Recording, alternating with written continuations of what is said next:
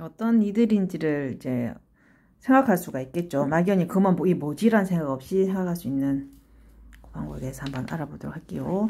일단 코일 회사 이름이 그냥 수지 니들이라고 보시면 돼요. 손으로 하는 수지 니들.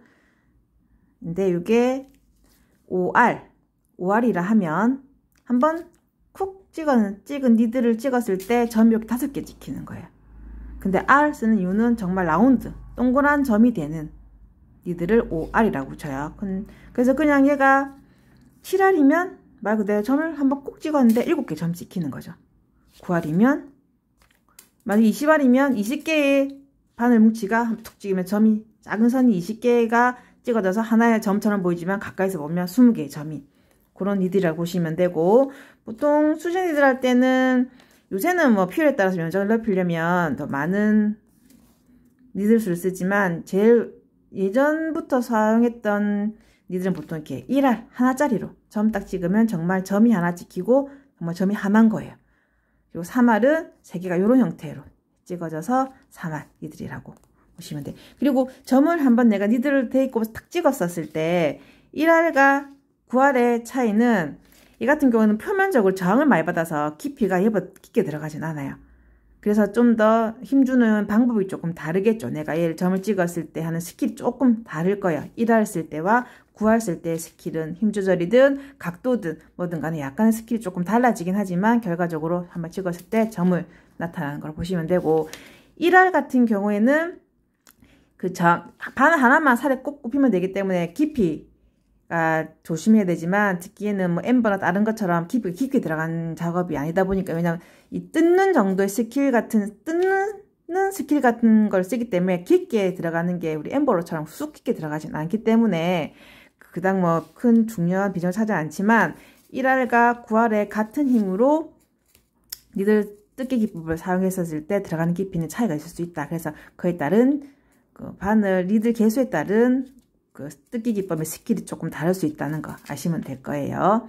그리고 수지 니들 같은 경우는 거의 대부분 옛날부터 이렇게 점 찍히는 것처럼 쓰는 게 많았고, 이거 대부분 수지 니들이라고 하지만 요새는 한번 찍을 때 더 많이 찍고 싶어서 이렇게 사선이 아니고 듀얼 니들이니까 얘가 점을 찍을 때 이렇게 2줄이 나오는 니들이 있어요. 이런 같은 경우에도 니들이 찍을 방법이 약간 이런 식으로 작업해서 한 번에 많은 점이 찍히게끔 작업하는 이런 수지 니들도 많이 나와 있어요. 이것도 마찬가지로 여기서 설명드렸던 것처럼 이런 니들과 쓰는 것과의 테크닉 기법이, 왜냐면 니들이 달라졌기 때문에 조금 달라지겠죠. 그래서 그거는 뒤에 니들 꼽아서 하는 걸 제가 다시 한번 보여드리도록 하겠고요.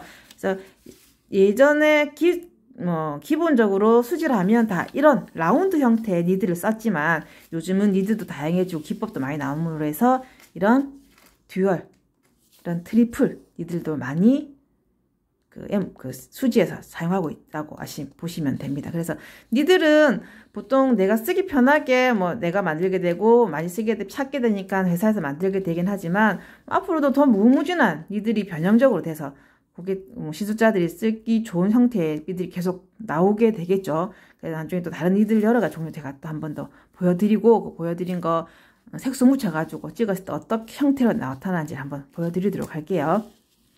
그렇게 수지 니들이 종류들이 있고요. 그리고 엠버 니들 같은 경우에는 우리 선을 그리는 거예요. 요 같은 수지들은 점을 해서 면을 채운 느낌이라면 엠버는 선으로 면을 채운 느낌이죠. 그래서 그때 쓰는 니들들은 플랫 니들이라고 안 하고 보통 엠버 니들을 해요. 근데 이건 형태가 일자로 짝짝 나열된 형태들이겠죠. 그래서 이 같은 경우는 1220 아까 설명드렸죠. 뭘까? 엠버들 1220 엠버 할 때 쓰는 니들이고 0.02mm의 바늘 12개가 쪼로록 사선의 형태로 이루고 있다. 얘는 똑같은 두께 0.02 바늘이 14개가 쪼로록 해서, 그래서 한번 누룩 찍을 때 여기 손가락 여기 바늘이라고 이렇게 보면 요거 이렇게 요 모양이겠죠. 끝에서부터 이렇게 하든 이렇게 하든 이런 식으로 쓰는 방법이 되겠어요. 그렇게 해서 사선으로 쓰면 돼. 한번 찍었을 때 12개의 바늘이 쪼록 나오겠죠. 근데 시술을 하실 때 이 12개 바늘을 다 안 쓰고 하는 경우도 있을 수 있고 다 쓰는 경우도 있고, 그건 필요에 따라서 자기 테크닉에 맞춰서 쓰시면 돼요. 그래서 바늘들이 뭐 여기 지금 20개까지도 있고 되겠죠. 그리고 아까 앞에 설명했던 것처럼 바늘이 개수가 작으면 약간 이 곡선의 경사도가 좀 깊고 바늘의 개수가 많을수록 경사도가 좀 완만하죠. 이런 차이는 있다고 보시면 되고, 그렇게 보시고 요 뒤에 U 적힌 부분 보면 니들 모양이 틀리죠. 한 방향으로 사선 떨어지는 게 아니라 U자, 엎어놓은 U자 모양으로 쓰는 방향. 요 니들 같은 경우에는 뭐 사람 방법, 사람 따라 다르겠지만 보편적으로 얘 같은 경우는 한쪽 방향만 쓰게 돼요. 이쪽 부분이 앞으로 쓰게 돼서 이렇게 쓰게 되는 거죠. 이쪽 부분, 뒷부분이고 앞부분을 보통 많이 쓰게 돼요. 니들이 보편적으로. 그렇지만 얘 같은 경우에는 양쪽을 써요.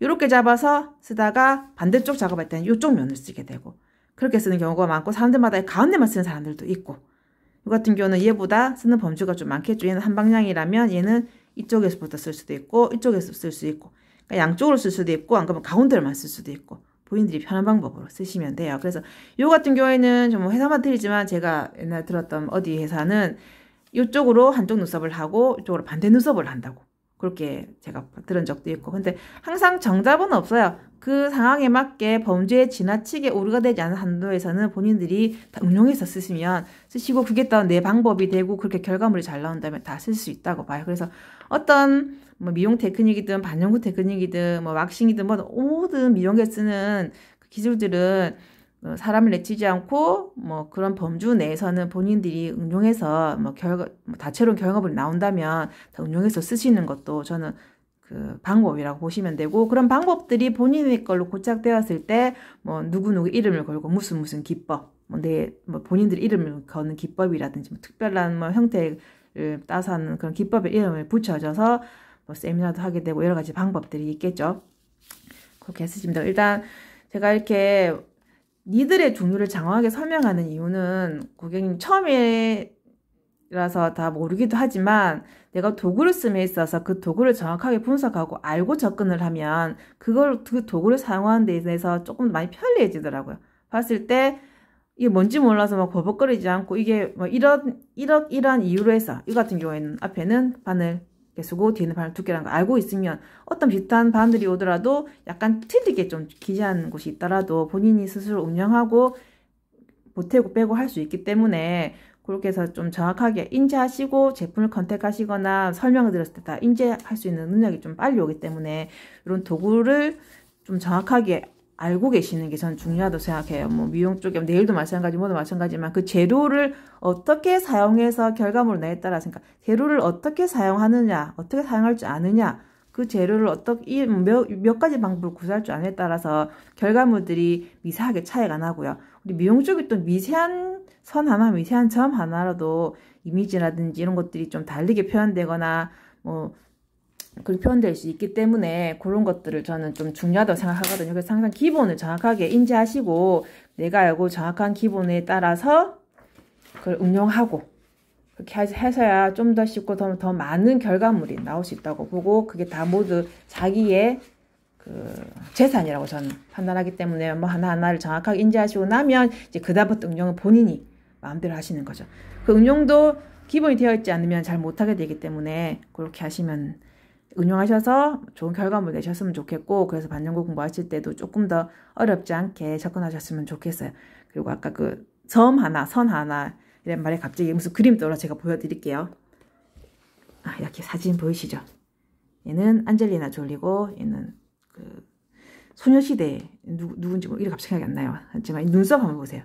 원래 안젤리나 졸리는 이런 이미지죠. 얘는 약간 이런 이미지가 우리가 맞다고 생각했는데 눈썹만 딱 바뀌었어요. 저는 이것도 되게 부드러워 좋더라고요. 그러니까 눈썹 하나로 사람이 이렇게 바뀌어요. 얘도 마찬가지죠. 되게 부드러운데 해놓으니까 좀 못돼 보인다 편이 제 객관적인 제 주관적인 생각이긴 하지만 좀 그런 느낌이 좀 있거든요. 그래서 오히려 얘는 얘대로 좋고, 저는 안젤리나 졸리의 원래 이미지에 좋지만 요것도 되게 부드러워 좋거든요. 그러니까 미용이라는 일이 이런 일이에요. 이런 눈썹 하나에 눈썹이라는 건 자체는 사람 인상에 큰 중요한 역할을 하지만 내가 그릴 때 이 사람에 대한 이미지를 고려해서 이렇게 디자인을 해줄 수 있다면, 이 사람 만약 고객이라면 훨씬 더 자기의 분위기를 여러 개로 뭐 표현할 수 있는 방법을 저희가 알려주는 상태가 되기 때문에 그런 선 하나, 점 하나, 테크닉 하나가 중요한 그 사람들마다 받아들이는 게 얼마나 중요한지가 달라지기 때문에 그런 것들을 본인들이 조절할 수 있고 뭐 만들어줄 수 있는 정도 되려면 이게 모든 것들마다 다 기본기 왜 그렇게 하는지 알고 다 접근하시면 좋겠어요. 그래서 오늘 니들에 제가 알아본 이유도 그런 저의 생각에 부응하려면 이런 거 정확히 알아낸 생각에 이렇게 알려드렸고요.